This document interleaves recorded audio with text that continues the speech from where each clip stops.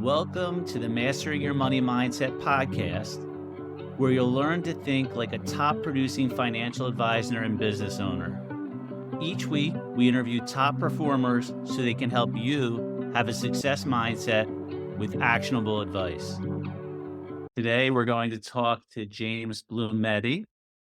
James started out in the Medicare industry, knocking on doors, getting rejected, getting laughed at by some people. But ultimately, his persistence and perseverance paid off. Recently, after many years in the business, he was able to sell his business, and he still works there today, helping his staff, helping clients, and making sure that this transition is seamless.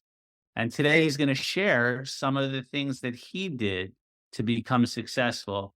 And hopefully it touches one or two of you out there.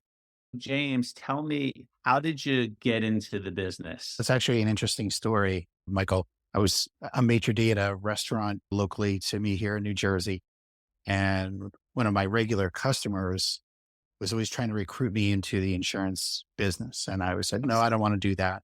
So it turns out that instead of that, they ended up setting me up on a blind date with their daughter. And here we are 29 years later, we're married. And shortly after we got married was when I decided to leave the restaurant industry and go into insurance sales.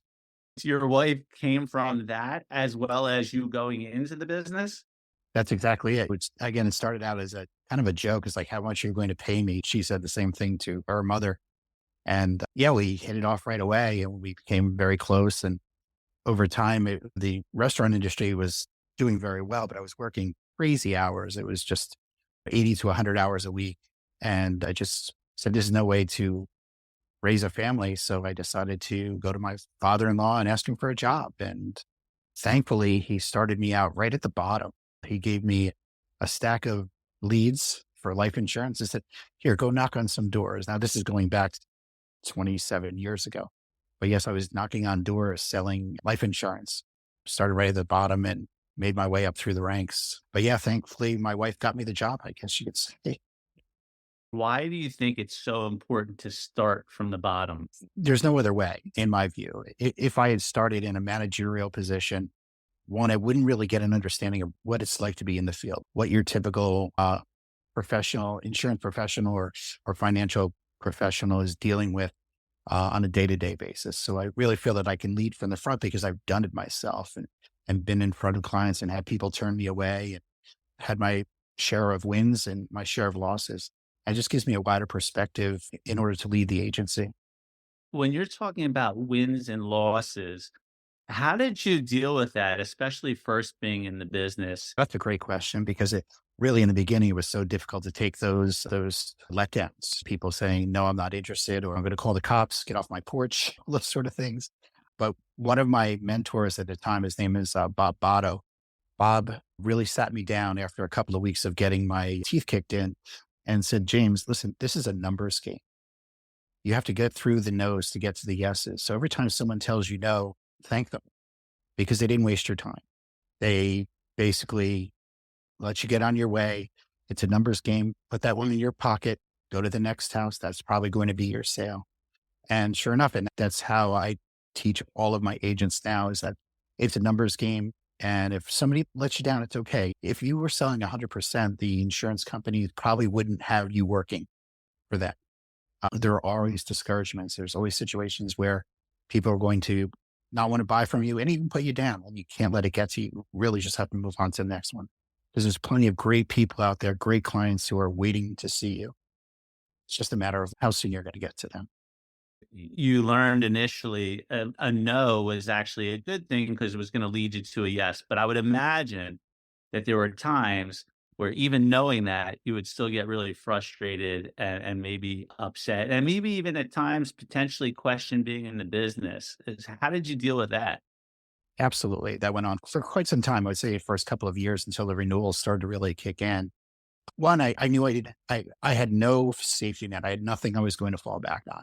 That was like the number one. I am not going back to working in the restaurant business and working for someone else. I thought working for myself is definitely the best way to do it. And I could work as hard as I could. And just realizing not every person is courteous and nice. They tend to take their frustrations out on you. So you tend to get frustrated when you're not making the sales. But what I really found was not measuring anything on a daily basis, on a weekly basis, and not even on a monthly basis. I would base my sales on monthly to quarterly basis rather than doing it on a daily or weekly.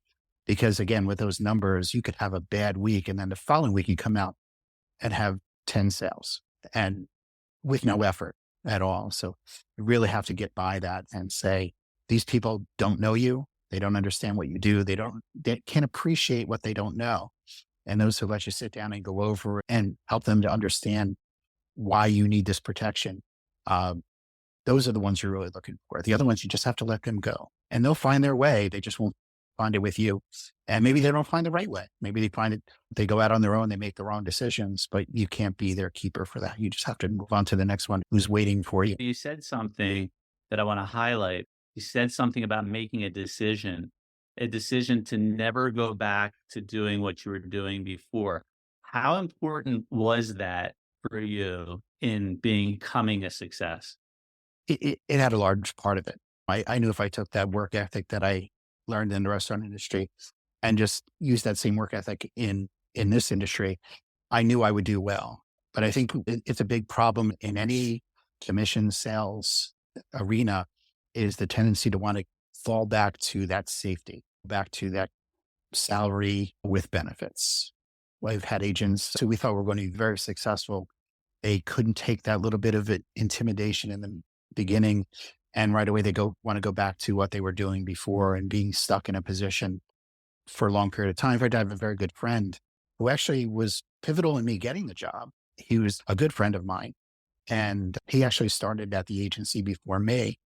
He had come from the supermarket industry. He was a general manager of a local grocery store.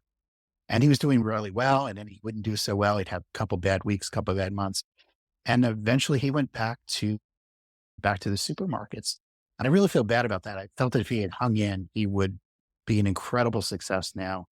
He would be well in $400,000 a year in income. And now he's probably working his tail off for $120,000 a year. And I think not looking back is definitely the key for any sales position is not falling back to what is comfortable. You have to leave yourself a little uncomfortable and you just have to believe in yourself. You have to believe in yourself.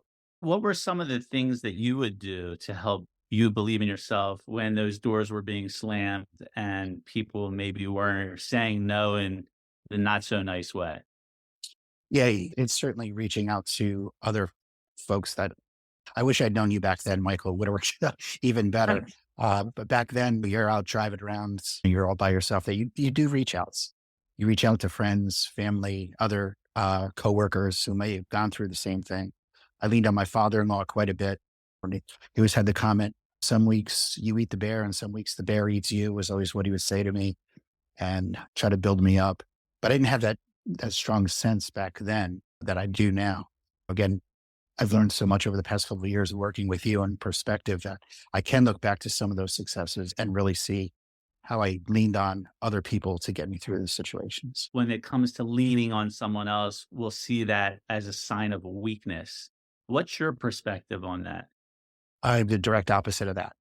I feel that having people around you helps you grow. Having the right people around you, I should say, because there are situations where you can have folks who are toxic around you that actually make it harder to do what you're going to do. And you have to stay away from those folks. In our agency here, we often say to any of the rookies, you stay by the people who are talking positively, who already have a successful program, and emulate them, work with them, and appreciate they've already been through what you've been through. This is not unique. And really working with other people to get through those situations. Otherwise, yeah, you're right. It's very easy for someone to fail. You had mentioned that sometimes you dealt with people that weren't so nice. Is there a story that you can remember, like the worst of the worst that you ever had to deal with? Someone yelling and screaming? There was one gentleman, I knocked on his door. He had sent back a card saying he was interested in life insurance. And I knocked on the door and almost instantaneous, he just went off the rails. And I put up my hands. Well, sir, I'm only here because you had wrote to me requesting information about life insurance. And I was here to deliver that information. How dare you show up at my door? And he's going on and on. And I'm going to call the cops. I said, okay, I'll wait. And I said nothing after that. And I guess he thought I would run off after that.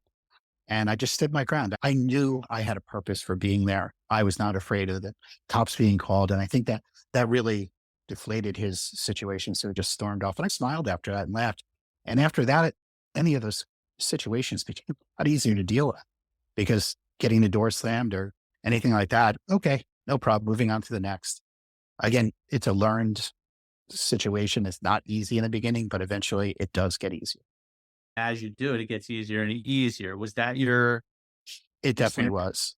was. You sharpen up your skills, you get better. Of course, there's still those people out there, but that's okay. Not everyone is for everyone. I realized that I got out of the business of trying to please everyone a long time ago. I realized I was detrimental to my own growth, that I realized not everybody wants to deal with me. That's okay. As long as I have my conviction, I'm doing the right thing for everyone. I feel comfortable in that. So yes, it does get easier as time goes by and repetition and just working the numbers. The other saying that always floated through our office was some will, some won't. So what? Move on to the next. Owning your own business, there are a lot of challenges that do come up. What would be your advice to people, given your years of experience running a business, on how to best and most effectively deal with challenging situations that come up? I think the main thing that I learned over the years is to take them head on. I sometimes will take an hour or two to let it sink in and think of how I'm going to react to a situation. But what I don't do is uh, leave it sit on the back burner. I usually take on any of those challenges right away because when they're in my mind, it's preventing me from getting other more important things done. So I'll take those challenges on right away. And it may take a little bit of time methodically to go through what we have to do to remedy the situation. But I never put it on the back burner because I know once it's done, I could put it aside and now we can move on to bigger and better things. If you don't do that and you put it on the back burner and then you put a couple other things on the back burner, then what happens? You never catch up and you never get down to the important things, which we're in sales. We own our own businesses. We have to grow our businesses. So if you end up with too many issues hanging out there and they're festering and they're going to get larger. So it's going to prevent you from building your business. You're better off just taking those situations head on, getting them finished and moving on to what helps us grow. You built this really beautiful business and you ultimately were able to just recently sell it for a very nice profit. What do you think the secret was for you in that process? What are two or three things that you think are the most important to being able to build that business to the size you built it to? Very early on to build the business, it was really about self-discipline, I think was the most important part. When you're your own boss and no one's really guiding you in a direction, if you're not willing to get up every morning, put your feet on the floor, put your pants on and go out there and work hard, your business can easily fail. So self-discipline is probably the biggest part of what I learned early on was that you can't just say, well, I'll go to work tomorrow. I'll take today off, or maybe I'll play a round of golf and I'll get to it tomorrow because there's always another situation that comes about and other things that can distract you. As I grew larger, it became my team. I think having key people around me was just a game changer for me. And I inherited an office of a lot of cutthroats and people who really didn't work as a team, didn't have that servant's heart, I like to call it. People who were willing to take a job based on they want to help others. So I had really tough time my first couple of years in running the agency. And so I made some changes and found the right people. And now I just have a team that they support each other. They support me. They make me look like I walk on water to other agencies. And I think that was a big part of the sale was when the acquiring company came out to visit my office and got to meet everyone and realized what a professional crew I have. They were really impressed. How did you do that? How do you build the team? What do you look for in a person to do that? Yeah, I tell you, it really goes back to that term, a servant's heart. When interviewing, you can sense people who are, you sense the assertiveness of folks very easily, but it's a little harder to find the servant's heart. But if you're asking all the right questions of that person, you're going to find that right fit, the person who's not just looking for a job, not looking for how many days off, not looking for astronomical pay. They just want a job where they can help people. And one by one, it took some time. Probably took about maybe 5 years to get the right crew in. But once you have the right crew, then it makes it really easy to bring anyone in after that because they see what the culture is right from the start. And it really keeps everyone together. If you had to pick one aspect of that servant's heart, what would that be? Ooh, that's a difficult one. It's almost like an instinct that I have when I meet with them. One person I hired based on the voicemail she left me to come in for the interview. I could tell she had a smile on her face when she left that message. And she is one of my best I've ever hired based on that. I've had others where I brought them into a room and then I brought 6 sales agents in and sat them down and just had them fire different questions at them. And they did it with a smile. They laughed. They had a good time with it. They weren't threatened by that 6 people interviewing them. And they really did well. But I think it's an instinct. I'm so glad you're talking about instinct, intuition. How much has that played a role in all areas of your business? It has. I don't see it as much as others do. Several of my key agents have said my insight and intuition into the markets and the vision that I have is amazing. They would never see it that way. Yes, call me Yoda. I'm hearing you say that when you trust the answer that's inside of you, has that ever been wrong in the past? Oh, yes, I've made bad decisions. I often say there's a cemetery in back of our building where all my great ideas are buried that didn't work out. But I never stopped trying. The situation, I never got discouraged from it. When I made bad decisions, I owned them and found solutions and moved on. But if you don't put yourself out there, you have to give it a try. And yes, I have some moves in the past that I learned. I'll never make them again. That's part of the growth. If you had to start over from scratch today to build the business that you built, what advice would you give to yourself? Ooh, I'd say stay the course. It will be worth it in the long run. It's very tough in the beginning. You question yourself, but stay the course. If you believe in it, it will work. And it's up to you to make it work. That's great. What about providing value for a client? How have you done that? And how important is providing value to the client? There's a saying that my father-in-law always says, no one cares how much you know until they know how much you care. That's a cliche of the industry, but it is so true. The fact that when you sit with a client and you get to know who they are, you get to know their family, you get to know their wants and their needs, and then you educate them on the products that you're offering. And we're very unique when it comes to Medicare sales. It's a very complicated presentation. And you can really lose people very easily with all the different facets of Medicare. But once you've built that trust and they know you're there for the long haul, you're not there for a quick sale, as they say, and you really care about them, they're going to listen. They may not completely understand, but they'll trust you enough for you both to make the right decision for them.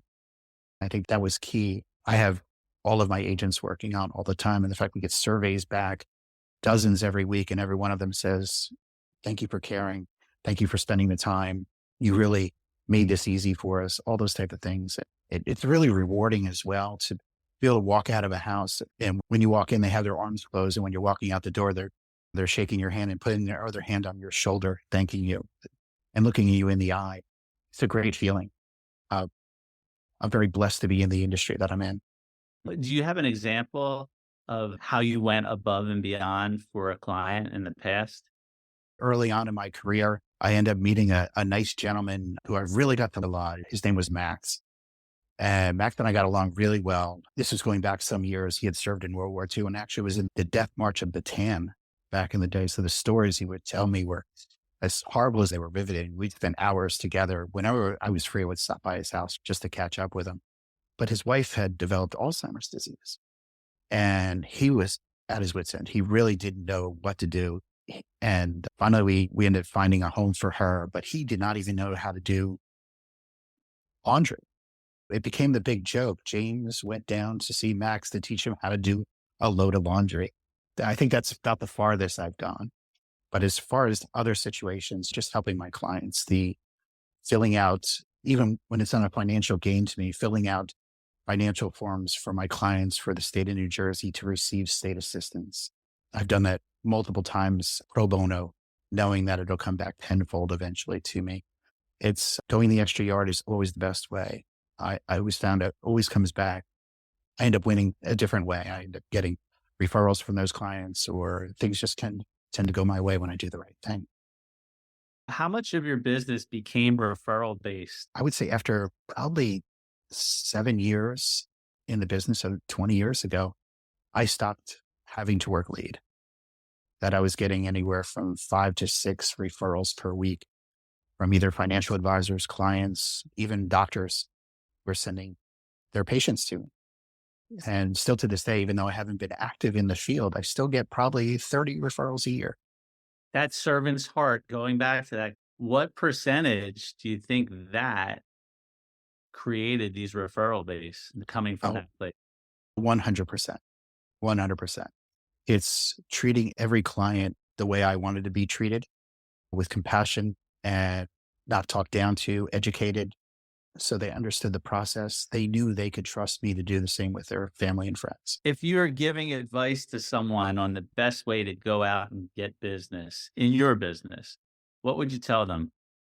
I really feel finding professional relationships. I think that is one of the keys to early on was visiting doctors' offices, visiting accountants' offices, property and casualty offices, just looking for those referral sources and explaining what I did. I'm sure that people on this podcast will feel the same. You're unique in a lot of industries where not every accountant wants to do insurances. Not every financial advisor wants to do insurance or long-term care, things like that. So finding those professionals, I think that is the biggest start. And the other thing is when you get in front of somebody is love the one you're with. I think that is key. I would spend as much time with that client as they needed. And I knew that they would stay on the books. If I would rush the presentation because I had another appointment I had to make, those were always the ones that were a little rocky and I had to go back and smooth those over. Mm. Love the one you're with. Servant's Yeah. heart. Seeing a theme here to running a super successful business. I really mean that. Right? Thank you. What would you do when you say it was more important to spend the time with that client? A lot of times it was just having that extra cup of coffee, just making sure they were comfortable with everything we discussed. And a lot of times you have that feeling when you're getting ready to leave that they don't quite understand it. And one of the worst things for me was to spend a lot of time with a client or potential client and then leave and then have the voicemail waiting at the office for me that they wish to cancel, that they didn't understand. So I would take that extra time, whatever it would take to make sure to build that bridge solid and make sure no one was coming in behind me and make sure they understood. And just reiterating the fact that I'm there for them. What's the best piece of advice that you've ever gotten? I think it comes back to, again, my father-in-law, Frank, has done so much for me over the years. But the big thing, he would always say, this job is all about showing up. Give 100%, show up every day, and you're going to be successful. He wasn't talking about physically showing up for work. He was talking about mentally showing up. You have to show up every day and you have to be disciplined. I think that was probably the strongest advice he ever gave me. How could you explain to someone how to mentally show up? I've had my days, situation where I come to the office and I'm not 100%, not mentally engaged, and I feel it. I can sense I'm just not there. I'm finding things to fill my time, and I can recognize it now. I couldn't recognize that early in my career, but I can recognize it now that if you don't show up mentally, you're not going to get anything accomplished in your day. You may accidentally get it accomplished, but if you show up mentally every day, you're going to get so much more accomplished, so many more opportunities if you show up mentally. How important is it to have a work-life balance? Yeah, this is thanks to you. I'm learning this. This has spent the past 25 years working and not spending so much time socially outside of the office. Very few friends that I sacrificed some of that for my success. But now I'm finding with your help and just taking a step back and saying, there's great things in life. It is great to have a successful career and not have to want for anything. But when it comes to having that balance, it's, it makes my days much easier when I do. When I do go home and I put down the phone and I have dinner with my family or go out to dinner with my wife or take a walk with the dog, just having that separate time just for me, really recharges me. It makes it worth going to work the next day. But when I was just doing the grind every day, it became difficult. I did not realize what I was missing in that work-life balance. And I'm finding more and more that finding more time for myself is actually making it easier to do my job. What would be any piece of advice that you would give to anyone listening? Believe in yourself, I think is one of the best. A lot of folks can question what they're doing, question their job and so on. But if you believe in yourself and you go at it 100%, you're going to find success no matter what. It may not be where you are currently. Maybe it turns out this is not your right spot for you now, but if you believe in yourself, you're going to find something for you and it's going to be rewarding and you're going to enjoy the rest of your life. That is great advice. How did you do that for yourself? Was one or two ways that you were able to believe in yourself? Early on, it was very hard. It's especially learning the business, learning people's personalities, who you're working with and so on. I think it just became a confidence in the product that I had and that I understood it and I could explain it to folks. I think that was the kind of gave me that confidence to believe in myself. With any opportunity I had, I thought I had 100% chance of making that person a client. And it didn't happen that way. I certainly did close the majority of folks that I did sit with, but there were still those ones that walked away. Some of those I still remember.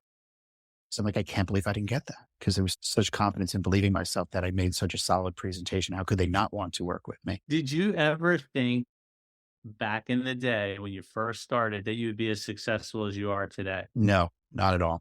I did believe in myself and I was growing my business and I felt great. It's just been the past 5 or 6 years where things have really taken off and it's been a fun ride. It's again, being acquired sounds like a negative thing, but it turns out to be a positive thing. The acquiring company just wants us to grow and they're making it even easier for us to do that. But early on, I wanted to make sure my family was taken care of. That was what my concern was. I wanted to provide for my family. That was considered my success. Yeah. And then again, 27 years later, it's been just, I could never have imagined it would have worked out as well as it did. When you did actually finally have the deal go through where you were able to sell it, how did that make you feel inside? It made me proud in a lot of ways that I had built something so strong that other people were interested in buying it. And they were aggressive. They wanted the agency. They wanted me. They wanted the agency. And even in the talks, they're like, they wanted to make sure that I was not going anywhere, which just made me feel great that they weren't looking to acquire and disband the agency. All they want to do is, they said, James, continue exactly what you've been doing. Don't change a thing. We just want to enhance what you're doing. We don't want to take anything away. So it made me feel really proud. I bet it did. I just want to say thank you for being here. Thanks for sharing your wisdom with others. I'm sure you may not realize it, but something that you said probably impacted someone that's listening to this. I appreciate you. I appreciate your time. Appreciate you, Michael. Thanks for all you do. And I hope I have touched a couple people out there because I was very happy and proud to be part of this podcast. So thank you.